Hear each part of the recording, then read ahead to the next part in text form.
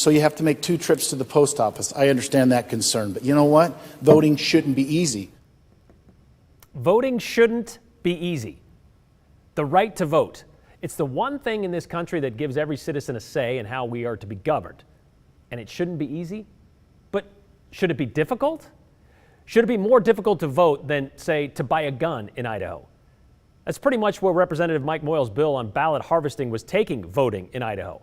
Well, now that bill is headed back from where it came. After nearly every member of the House, Democrats and Republicans alike, spoke out against it, it didn't even get a vote because before it was set to be buried, Moyle asked for it to be sent back to the House's amending order to see if they could fix it and maybe salvage it, but likely we may not see it again. This bill took more beatings today than an '84 Buick at a demolition derby, and Moyle argued his intentions were good. Essentially, House Bill 88 would make it illegal for one person to drop off more than 2 ballots at a time to prevent what's called ballot harvesting, when someone collects absentee ballots and intentionally alters them. Well, Moyle even added anecdotes for emphasis. Then I had a constituent call and talk to me about something that he had heard about, and this is a story, I can't prove it, but they had a party.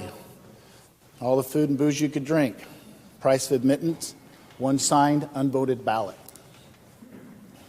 We'll supply the booze, they said. We'll supply the food. You supply the ballot.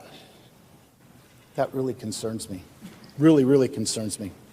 This summer, irrigating a mint field in Eagle, one of the constituents who had just moved here from Washington came up. He was involved in politics in Washington. He said, you know, whatever you do this year, you get rid of ballot harvesting in your state. In his state, he used to get paid to collect ballots. A Democrat ballot was worth $20. Republicans were only worth 5. Fables, not necessarily facts. Didn't bring in receipts for these stories. However, there were other issues with the bill raised by his colleagues, like so many of those who pointed out how it would affect Idaho's rural and remote communities. We chose to get mail-in ballots. We piled the ballots together, and I sent my kid into town to drop those in the drop box. So with this legislation, my daughter's a felon. My 20-year-old kid is a felon. I know someone who lives 13 miles from a mailbox.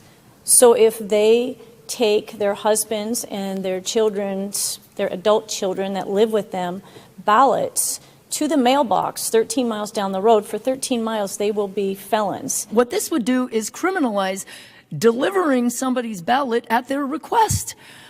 Their ballot is their property, arguably one of their most sacred pieces of property in our democracy. And if they want to ask a trusted friend or neighbor to drop it off for them, that should be their freedom and their right. As was pointed out yesterday, and Moyle admitted today, this bill is a solution in search of a problem, saying what we are trying to prevent with this bill is Idaho going down the road that other states have gone down. Do we have a problem with this today? No, he said, but let's fix it before we do. The safeguards against voter fraud in Idaho are such that this isn't a thing. How about instead of fixing a problem that doesn't exist, how about we fix the mentality of making something that is supposed to be a fundamental right more difficult and less accessible? Representative Blanksma probably put it best today. Why are we writing legislation that we have no intention of enforcing? Maybe that should be written down and framed.